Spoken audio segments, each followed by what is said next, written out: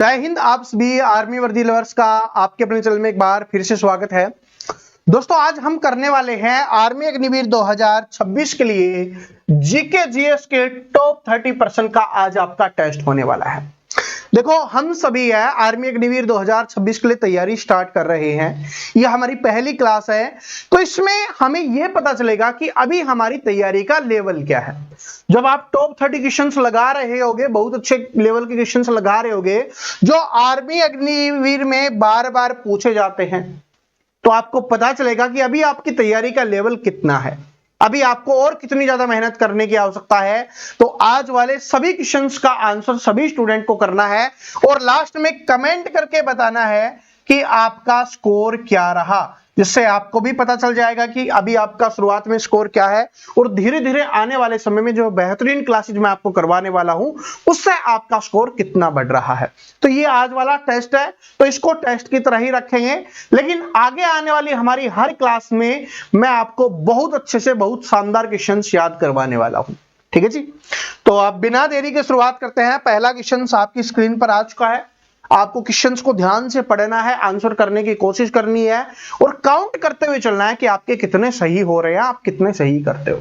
ठीक है जी, तो पहला क्वेश्चन क्या है आपका कि भारत में किस प्रकार की सरकार की व्यवस्था है। तो जो हमारा भारत है उसमें किस प्रकार की सरकार की व्यवस्था है ये हमें बताना है। चार ऑप्शंस आपके पास दिए हुए हैं कि राष्ट्रीय प्रणाली है, संसदीय प्रणाली है, अर्धराष्ट्रीय प्रणाली है या राजतंत्र है। तो हमारे देश में कौन सा है? संसदीय प्रणाली हो जाएगी। कौन सी प्रणाली है भाई हमारे देश में? तो ये हो जाएगी संसदीय प्रणाली। और इसी को आपको क्या बोल दिया जाता है, कभी कभी आपको यहां पर लोकतंत्र लिख के दे देगा तो लोकतंत्र हो जाएगा। हमारे देश में लोकतंत्र है। और हमारा देश आप सभी को पता है 15 अगस्त 1947 को क्या हुआ था? आजाद हुआ था। और 26 जनवरी 1950 को हमारा देश क्या बना था? गणतंत्र बना था, क्योंकि इस दिन क्या हुआ था? हमारा संविधान लागू हुआ था। और जो ये सारी प्रोसेस होती हैं जितनी भी, वो किससे होती हैं? जो हमारा संविधान है उसके तहत जो चीजें संविधान में लिखी गई हैं उसी के अनुसार होती हैं। तो संविधान हमारे लिए बहुत ज्यादा इंपॉर्टेंट है, जो 26 जनवरी 1950 को लागू हुआ था। और ये कब बनकर तैयार हुआ था? 26 नवंबर 1949 को बनकर क्या हो गया था? ये तैयार हो गया था। संविधान सभा की अंतिम बैठक जो हुई थी वो 24 जनवरी 1950 को संविधान सभा की अंतिम बैठक हुई थी। ये भी अपने को ध्यान रख लेना है। संविधान को बनाने में 2 वर्ष 11 महीने और 18 दिन का समय लगा था, ये भी हमें ध्यान रखना है। ठीक है जी, तो ये बिल्कुल बेसिक क्वेश्चंस हैं, लेकिन कभी कभी आपके एग्जाम्स में आ जाते हैं, तो इसलिए मैंने आपको बता दिया है। लेकिन आज टेस्ट है, आगे आने वाली क्लास में बड़े ही शानदार तरीके से हम पढ़ेंगे। तो पहला क्वेश्चन जिसने संसदीय प्रणाली किया है उसका क्या हो जाएगा? बिल्कुल करेक्ट आंसर हो जाएगा। क्वेश्चन नंबर 2 के ऊपर चलते हैं कि भारत में राष्ट्रपति का चुनाव कैसे होता है। भारत में राष्ट्रपति का चुनाव कैसे किया जाता है? तो भारत में राष्ट्रपति का चुनाव हो, उपराष्ट्रपति का चुनाव हो, यह किस प्रक्रिया द्वारा किया जाता है ये हमें बताना है। और मैंने सभी के क्वेश्चंस रखे हैं, हर टाइप के क्वेश्चंस रखे हैं। इसमें पॉलिटी के भी आपको क्वेश्चंस मिलेंगे, हिस्ट्री के भी मिलेंगे, आपको ज्योग्राफी के मिलेंगे, आपके स्टैटिक जीके वाले क्वेश्चंस भी आपको मिलने वाले हैं, साइंस वाले क्वेश्चंस भी देखने के लिए मिलेंगे। तो पूरा का पूरा पेपर अच्छे तरीके से तैयार किया है। देखिए क्या है, भारत के राष्ट्रपति का चुनाव कैसे होता है बताओ। क्या जनता के द्वारा प्रत्यक्ष होता है? नहीं, हम जनता डायरेक्ट हम नहीं डालते वोट।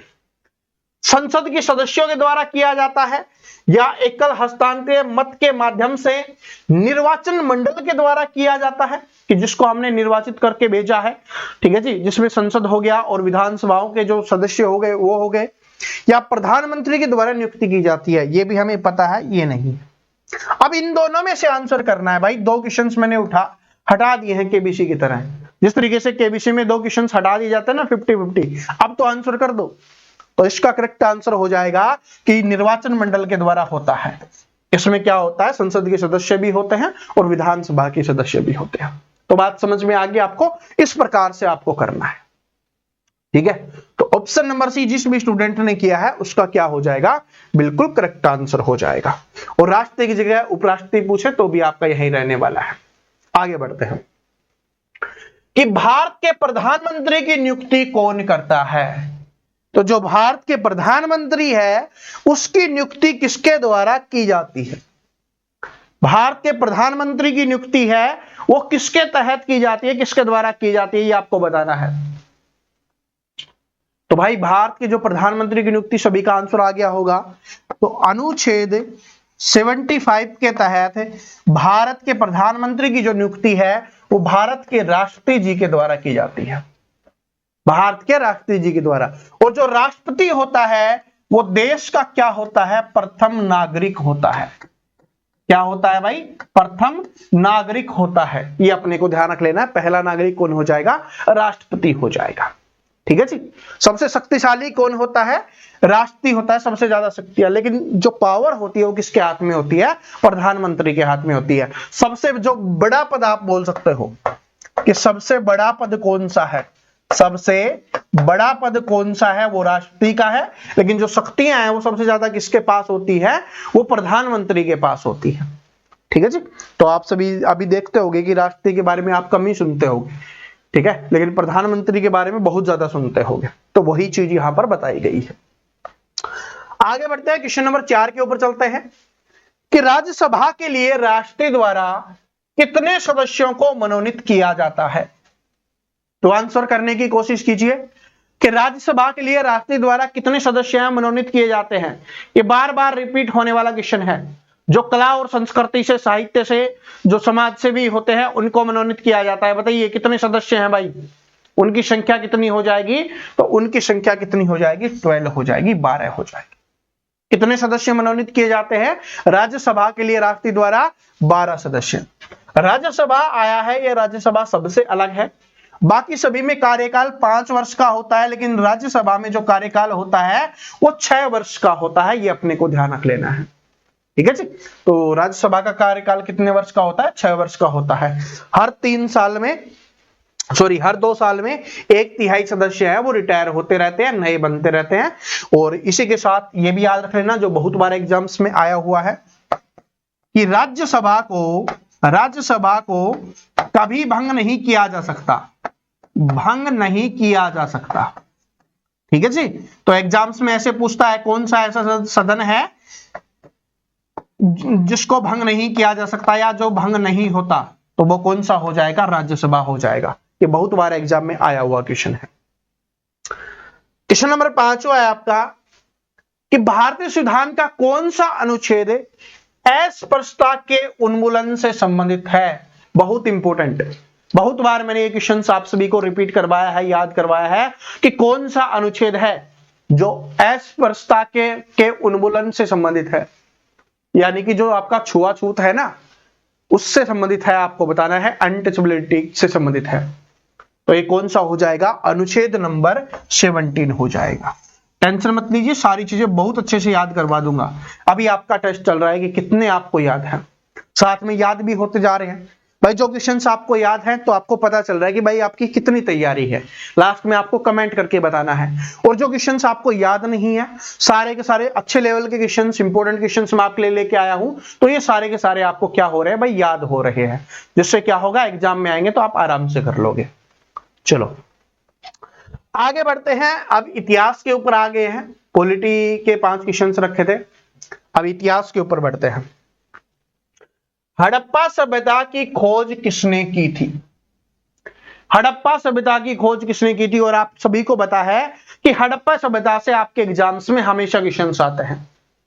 तो हड़प्पा सभ्यता की खोज 1921 में की गई थी, ये अपने को ध्यान रख लेना है। ईयर भी आपसे पूछ सकता है। और किसके द्वारा की गई थी भाई? दयाराम साहनी के द्वारा। किसके द्वारा की गई थी? दयाराम साहनी जी के द्वारा है हड़प्पा सभ्यता की खोज की गई थी। ठीक है, चलो आगे बढ़ते हैं। और आप सभी को एक चीज कमेंट करके यह बतानी है कि जो हड़प्पा स्थल है यह अभी कौन से देश में स्थित है। देखते हैं कितने स्टूडेंट इसका आंसर है, कमेंट करके बताते हैं। आपको बताना है कि कौन से देश में स्थित है। देश का नाम आपको बताना है हड़प्पा स्थल। मैंने बहुत बार याद करवाया है, आपको आगे भी याद करवाएंगे, क्योंकि अब दोबारा से स्टार्ट कर रहे हैं ना 2026 के लिए। तो दोबारा से याद करवाऊंगा हर एक छोटी चीज जो आपके एग्जाम्स के लिए इंपॉर्टेंट रहने वाली है, जो आपके एग्जाम्स में आ सकती है, उन सारी चीजों को हम कवर करने वाले हैं, तो कोई टेंशन लेने की आपको आवश्यकता नहीं है। गौतम बुद्ध ने अपना पहला उपदेश कहां दिया था, यह आपको बताना है। गौतम बुद्ध जी के द्वारा, बौद्ध धर्म, जैन धर्म से आपके एग्जाम्स में क्वेश्चन हमेशा ही आते हैं, तो आपको बताना है कहां पर दिया गया था। और जो गौतम बुद्ध जी ने अपना पहला उपदेश दिया था उसको क्या बोला जाता है, किस नाम से जाना जाता है, यह भी आपको याद रख लेना है। धर्म चक्र परिवर्तन, उसको क्या बोला गया कि गौतम बुद्ध जी के पहले उपदेश को किस नाम से जाना जाता है, आपसे पूछा जाता है, तो धर्म चक्र परिवर्तन उसको बोला जाता है। अब आपको यह बताना है कि कहां पर उन्होंने दिया था। ठीक है जी, कहां पर उन्होंने अपना जो पहला उपदेश है वो कहां पर दिया था, ये आपको बताना है। तो इसका करेक्ट आंसर हो जाएगा, कहां पर दिया था भाई उन्होंने, सारनाथ में। ठीक है जी, कहां पर दिया था, सारनाथ में उन्होंने अपना पहला उपदेश दिया था। तो ये अपने को ध्यान रख लेना है। ठीक है, बाकी चीजों के बारे में डिटेल से हम बाद में पढ़ेंगे। ठीक है, सारे की सारी चीजें इंपॉर्टेंट हैं। ठीक है, लेकिन अभी आप भूल जाओगे, मैं आपको एक बहुत अच्छे तरीके से याद करवाते हुए चलूंगा। जो अब हमारी आगे सीरीज आएगी ना, उसमें बहुत अच्छे से हम पढ़ने वाले हैं। पानीपत का प्रथम युद्ध कब हुआ था, पानीपत का पहला युद्ध कब हुआ था, सभी स्टूडेंट इसका आंसर करेंगे। ये तो बिल्कुल आसान क्वेश्चन है, यहीं पे हम कंप्लीट कर लेंगे, फिर दोबारा पढ़ने की आवश्यकता नहीं है। तो बताइए पानीपत का पहला युद्ध कब हुआ था। तो पानीपत का पहला युद्ध हुआ था भाई 1556 में। ठीक है जी, पानीपत का पहला युद्ध कब हुआ था, सॉरी 1526 में, 56 बोल दिया मैंने मिस्टेक से, 1526 में हुआ था। और ये पानीपत है कहां पे, हरियाणा में। और ये जो पहला युद्ध हुआ था ये किस किस के बीच में हुआ था, ये बाबर व इब्राहिम लोदी के बीच में हुआ था। बाबर व इब्राहिम लोदी के बीच में ये हुआ था, ये अपने को ध्यान रख लेना है, बाबर और इब्राहिम लोदी के बीच में। दूसरा हुआ था 1556 में अकबर और हिमू के बीच में। तीसरा हुआ था 1761 में, और ये किसके बीच में हुआ था भाई, 1761 में हुआ था जो ये मराठाओं के बीच में। ठीक है जी, तो ये अपने को याद रख लेना है, बाबर और इब्राहिम लोदी के बीच में, अकबर और हिमू के बीच में। और अकबर का जो संरक्षक था बैरम खां, ठीक है जी, बैरम खां, उसने क्या किया था, अकबर का नेतृत्व किया था। ठीक है, चलो। और तीसरा अहमद शाह अब्दाली और मराठाओं के बीच में हुआ था। स्वराज्य मेरा जन्मसिद्ध अधिकार है, यह प्रसिद्ध नारा किसने दिया था, यह अपने को बताना है। स्वराज्य मेरा जन्मसिद्ध अधिकार है, यह नारा किसके द्वारा दिया गया था। स्वराज्य मेरा जन्मसिद्ध अधिकार है, बताओ प्रसिद्ध नारा। तो ये जो नारा दिया गया था, ये दिया गया था भाई बाल गंगाधर तिलक जी के द्वारा। किसके द्वारा दिया गया था, बाल गंगाधर तिलक जी के द्वारा ये नारा दिया गया था कि स्वराज्य मेरा जन्मसिद्ध अधिकार है और मैं इसे लेकर रहूंगा। तो ये दिया गया था बाल गंगाधर तिलक जी के द्वारा। ठीक है जी, गांधी जी का एक पूछा जाता है, करो या मरो का नारा, करो या मरो का नारा किसके द्वारा दिया गया था, गांधी जी के द्वारा दिया गया था। ठीक है, क्वेश्चन के ऊपर चलता है। अगला क्वेश्चन देखिए क्या है कि 1857 के विद्रोह के समय भारत का गवर्नर जनरल कौन था। 1857 के विद्रोह के समय भारत का गवर्नर जनरल कौन था। 1857 के विद्रोह की बात हो रही है, जिसको हम 1857 की क्रांति मानते हैं। उस समय कौन था ये आपको बताना है, उस क्रांति के समय कौन था, गवर्नर जनरल कौन था भाई। तो उस समय कौन था गवर्नर जनरल भाई, इसका करेक्ट आंसर सभी स्टूडेंट करेंगे, फिर हम अगले क्वेश्चन के ऊपर चलते हैं।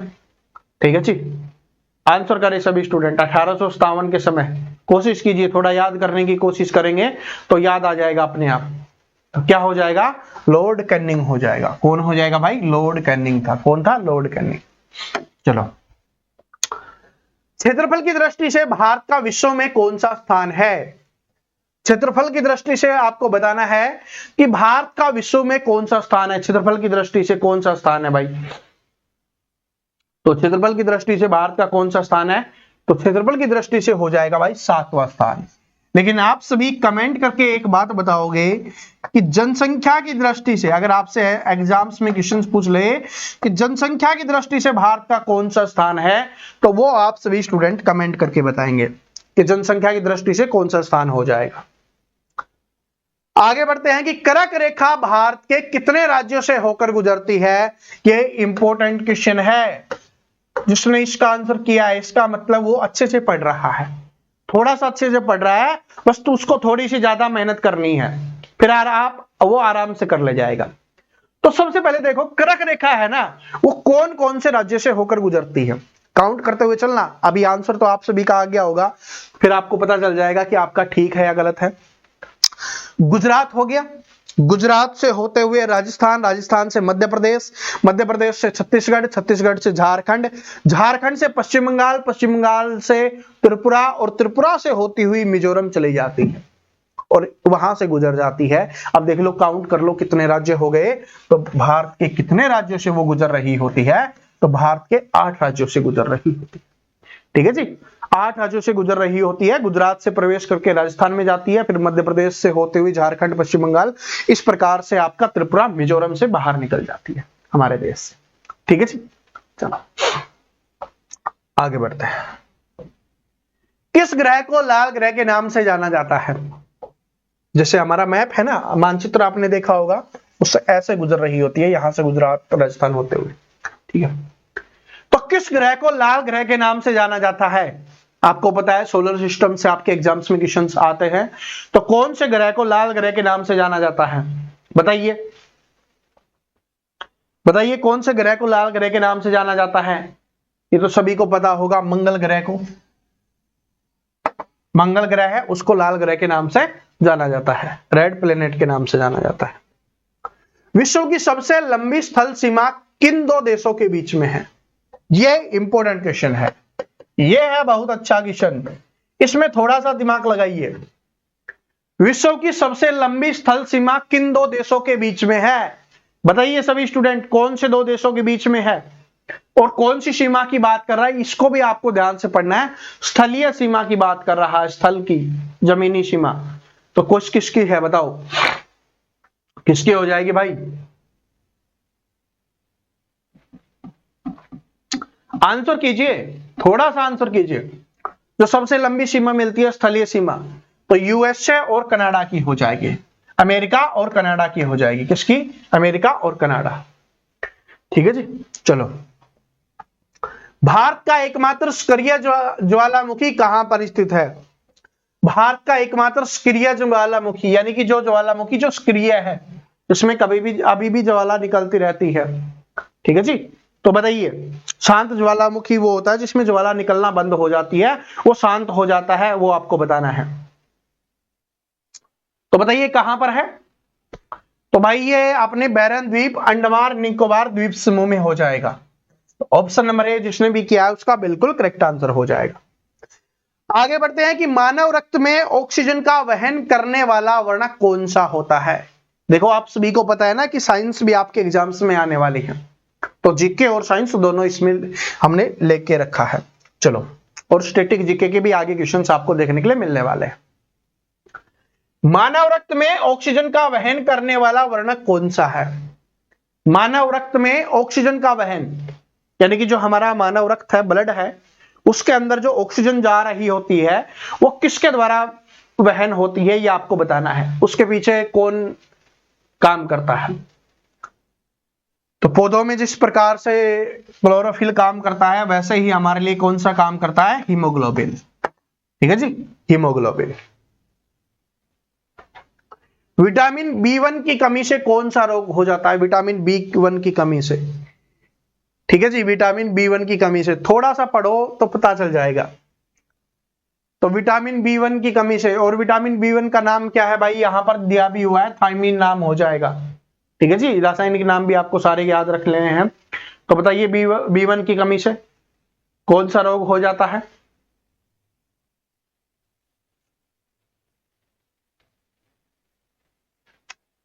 बताइए, तो क्या हो जाएगा, B1 की कमी से बेरी, विटामिन C की कमी से स्कर्वी हो जाएगा, विटामिन D की कमी से रिकेट्स नामक रोग हो जाएगा। ये तो सिंपली आप सभी को पता है। पानी का रासायनिक सूत्र क्या है, अगर ये क्वेश्चंस भी अगर आपको नहीं पता तो इसका मतलब भाई आपने कभी किताब ही नहीं उठाई। इसका मतलब है कि बहुत ज्यादा मेहनत करनी होगी अगर सिलेक्शन लेना है तो, वरना फिर सिलेक्शन नहीं होगा। तो हर एक स्टूडेंट इस क्वेश्चन का आंसर है वो कमेंट में बताएगा। ऑप्शन लिख के, आप ऑप्शन लिख के भी बता सकते हो कि क्वेश्चन नंबर 18 का ऑप्शन नंबर ABCD कौन सा आंसर होगा, या आप फॉर्मूला भी लिख सकते हो। जिनसे फॉर्मूला टाइप नहीं होता वो आप वैसे भी लिख सकते हो कि क्वेश्चन नंबर 18 का आंसर ये है, क्योंकि कोशिश खुद को करनी है। टीचर आपको कितना भी पढ़ा ले, जब तक आपका भेजा काम नहीं करेगा ना, इसका इस्तेमाल नहीं करोगे, तब तक कभी काम नहीं बन पाएगा। ये बात नोट कर लेना, कभी सिलेक्शन नहीं हो पाएगा, कभी अच्छा स्कोर नहीं हो पाएगा। ठीक है, तो आपको इसका इस्तेमाल जरूर करना है, वरना इसके इस्तेमाल के बिना बात नहीं बनेगी। और टेंशन मतलब अगर आप डेली क्लास लोगे ना, तो आपको सब कुछ, मैथ में भी आप पूरा स्कोर करोगे, जीके में भी आप पूरा स्कोर करोगे, और साइंस में भी आप पूरा स्कोर करोगे। ठीक है जी, मैक्सिमम स्कोर आप करने वाले हो सभी सब्जेक्ट में। मनुष्य के शरीर का सबसे लंबा अंग कौन सा होता है? मानव शरीर का सबसे लंबा अंग आपको बताना है कौन सा हो जाएगा। ह्यूमन बॉडी का सबसे बड़ा अंग, ये बार बार मैं आपको याद करवाया है, पिछली बार मैंने बहुत बार आपको याद करवाया था। तो क्या हो जाएगा? स्किन, त्वचा। ये जो त्वचा है ना, ये सबसे बड़ा अंग है, क्योंकि पूरे शरीर के ऊपर है ये त्वचा। और त्वचा क्या है? एक अंग है, ये भी याद रख लेना। ध्वनि की तीव्रता मापने वाला यंत्र कौन सा है? कि ध्वनि की जो तीव्रता है वो किसमें मापी जाती है, ये आपको बताना है। ध्वनि की तीव्रता है उसको किसमें मापा जाता है? आपने सुना होगा ना, कितनी तेज है, कैसे मापते हैं? अरे अभी मैच देखा होगा, IPL देखते रहते हो, क्रिकेट का कल भारत पाकिस्तान का मैच हुआ था वो देखा होगा, तो वहां पर किसमें मापते हैं आवाज को? शोरगुल मीटर लिखा हुआ आता है, तो उसको मापा जाता है डेसिबल में। किसमें मापा जाता है भाई? डेसिबल में। तो ऑप्शन नंबर डी जिसने किया उसका बिल्कुल करेक्ट है। अब स्टैटिक जीके के क्वेश्चंस के ऊपर चलते हैं। स्टैटिक जीके भी आप सभी के लिए बहुत ज्यादा इंपॉर्टेंट है। हॉकी के जादूगर के नाम से किसे जाना जाता है? तो हॉकी के जादूगर के नाम से किसे जाना जाता है? बिल्कुल सिंपल क्वेश्चन है, सभी स्टूडेंट जल्दी जल्दी इसका आंसर करेंगे। ठीक है जी, तो जो मेजर ध्यानचंद जी हैं उनको हॉकी के जादूगर के नाम से जाना जाता है। ठीक है जी, एक बार क्या हो गया था, जहां पर मैच खेला जा रहा है ना, उस वो पिच छोटी बड़ी हो गई थी, तो पूरी कोशिश कर ली ध्यानचंद जी से, इनसे गोल नहीं लग रही थी। तो इन्होंने बोला कि भाई इसमें कुछ गड़बड़ है, तो बाकी लोगों ने बोला कि नहीं, हमने तो सही से बनाई है, इसमें कोई गड़बड़ नहीं है। फिर उन्होंने दोबारा बताया, काफी बार बोला, तो फिर चेक किया गया, तो वहां पर रियली में गड़बड़ मिली। समझते हो, ये होता है परफेक्ट बन जाना अपने काम में। चलो, डेविस कप किस खेल से संबंधित है? डेविस कप है वो कौन से खेल संबंधित है? बहुत अच्छा स्ट्रेटेजी का क्वेश्चन है, बार बार आपके एग्जाम्स में आ रहा होता है डेविस कप। भाई अलग अलग पूछता है, कभी डेविस कप पूछता है, कभी संतोष ट्रॉफी पूछता है, कभी रणजी पूछता है। तो बताइए डेविस कप किससे संबंधित हो जाएगा? तो ये आपका हो जाएगा भाई टेनिस से। डेविस कप टेनिस से हो जाएगा। जो मैंने संतोष ट्रॉफी बताया वो फुटबॉल से हो जाएगा। जो मैंने रणजी ट्रॉफी बताया था वो किससे हो जाएगा? क्रिकेट से हो जाएगा। भारत का राष्ट्रीय पक्षी कौन सा है? ये तो बिल्कुल आसान क्वेश्चन है। ठीक है, क्योंकि आपके एग्जाम्स में बिल्कुल आसान क्वेश्चंस भी आ रहे होते हैं, बिल्कुल आसान भी आता है, तो सभी को पता है ये तो भाई मोर है। ठीक है, और जिनको नहीं पता उनको मोर बना दो भाई। ठीक है, बना दो मोर उनको, जिनको यही नहीं पता। तो विश्व आर्थिक मंच का वार्षिक शिखर सम्मेलन कहां आयोजित होता है? इंपॉर्टेंट क्वेश्चन है। विश्व आर्थिक मंच का जो वार्षिक शिखर सम्मेलन है वो कहां पर आयोजित किया जाता है? सभी स्टूडेंट जल्दी से इसका आंसर करके बताएंगे। तो कहां पर होता है भाई? तो ये हो जाएगा दावोस स्विट्जरलैंड में। कहां पर होता है? दावोस स्विट्जरलैंड में हो जाएगा।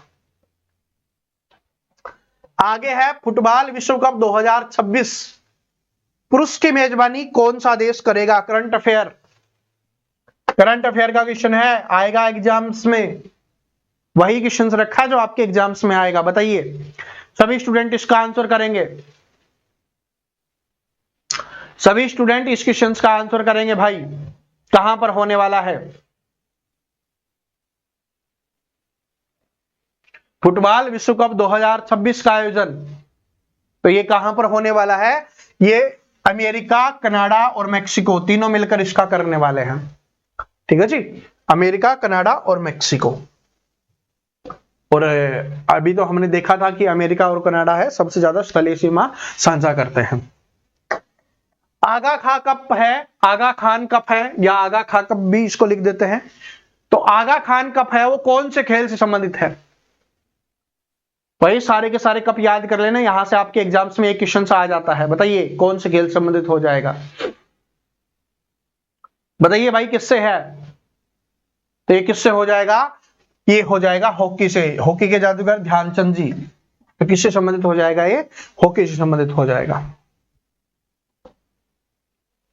हाल ही में 2026 में किस देश ने महिला T20 एशिया कप का खिताब जीता है? ये आपको बताना है। महिला T20 एशिया कप का खिताब किसने जीता है? ये आपको बताना है भाई। बताइए सभी स्टूडेंट, आंसर करिए। करंट अफेयर का क्वेश्चन है, किसने जीता है? बताओ। महिला T20 अभी किसने जीता था, जो अभी हुआ था? अरे ये भारत ने ही तो जीता है। किसने जीता है? भारत ने। ठीक है, क्या था? किस देश ने महिला T20 एशिया कप, अभी जो हुआ था एशिया कप था क्या? ठीक है, वर्ल्ड कप जीता है ना, तो याद रख लेना भारत ने जीता है। यहां पर लेडीज की बात हो रही है, महिलाओं वाली बात हो रही है। भारत का पहला अंतरिक्ष यात्री कौन था जिसने 1984 में अंतरिक्ष में उड़ान भरी थी? यह आपको बताना है। भारत का पहला अंतरिक्ष यात्री आपको बताना है कौन हो जाएगा। तो पहला जो अंतरिक्ष यात्री था वो कौन था? राकेश शर्मा। ठीक है जी, और महिला पूछे तो कल्पना चावला हो जाएगा। ठीक है, तो राकेश शर्मा जी हैं, वो पहले भारतीय थे जिन्होंने अंतरिक्ष की उड़ान भरी थी, और महिलाओं में कल्पना चावला जी। और उनसे संबंधित क्वेश्चन आता है, कहां से थी वो? करनाल हरियाणा से। हाल ही में चर्चित प्रोजेक्ट 76 किस क्षेत्र से संबंधित है? प्रोजेक्ट 76 है, यह किससे संबंधित है? ये आपको बताना है। ठीक है जी, डिफेंस जीके मैं फिर से बता रहा हूं, डिफेंस जीके से आपके एग्जाम्स में क्वेश्चंस आएगा। और पिछली बार भी 2025 आर्मी 2025 में सिर्फ मैंने ही स्पेशली क्लास करवाई थी डिफेंस जीके की, और पिछली बार वाला एग्जाम्स जिन भी स्टूडेंट ने दिया होगा उनको पता होगा डिफेंस जीके से क्वेश्चंस आए थे। तो अभी भी सर्च कर सकते हो आप लिख लेना वर्दी लवर्स डिफेंस जीके। वैसे भी तो मैं दोबारा भी करवाऊंगा, लेकिन देख सकते हो 2025 में मैंने स्पेशली करवाया था। ठीक है, तो और उस क्लास का लिंक मैं डिस्क्रिप्शन में डाल दूंगा, आप देख लेना उसको। चलो अब इसका आंसर करेंगे सभी स्टूडेंट, आंसर कीजिए सभी। तो ये किससे संबंधित हो जाएगा? तो ये डिफेंस से संबंधित हो जाएगा, रक्षा से संबंधित हो जाएगा। ठीक है जी, तो अगला क्वेश्चन है वो गलत टाइप हो गया है, तो अभी इसको छोड़ देते हैं। तो आप सभी आप कमेंट करके बताइए आपके कितने क्वेश्चंस ठीक हुए हैं और कहां पर आपको प्रॉब्लम आई है। देखो मैंने हिस्ट्री के भी क्वेश्चंस रखे, पॉलिटी के भी क्वेश्चंस रखे, ज्योग्राफी के questions, static GK and current affair, सब कुछ रखा है जो आपके एग्जाम्स में आ रहा होता है, और साइंस में। तो कमेंट करके बताना है किसमें आपको प्रॉब्लम आई, आपका स्कोर क्या रहा, क्वेश्चंस का लेवल आपको कैसा लगा, सारी चीजें आपको कमेंट करके बतानी है। और अगर आप चैनल पे नए आए हो और 2026 की पूरी तैयारी करना चाहते हो, चाहे वो मैथ की हो, चाहे साइंस की हो, चाहे जीके की हो, तो अपने चैनल को सब्सक्राइब करके बेल आइकन को जरूर प्रेस कर लेना, और अपने सभी दोस्तों के साथ इस वीडियो को शेयर जरूर कर देना जो भी आर्मी अग्निवीर 2026 की तैयारी कर रहे हैं। ये पहली क्लास थी, इसको टेस्ट के रूप में हमने लिया है। आगे बिल्कुल शानदार तरीके से बिल्कुल एक्सप्लेन करके मैं आपको याद करवाते हुए चलूंगा क्लास में ही, फिर आपको दोबारा दोहराने की आवश्यकता नहीं पड़ेगी, क्लास में ही सब कुछ याद हो जाएगा। ठीक है जी, तो मिलते हैं नेक्स्ट वीडियो में। तब तक हंसते रहिए, मुस्कुराते रहिए, पढ़ते रहिए। जय हिंद।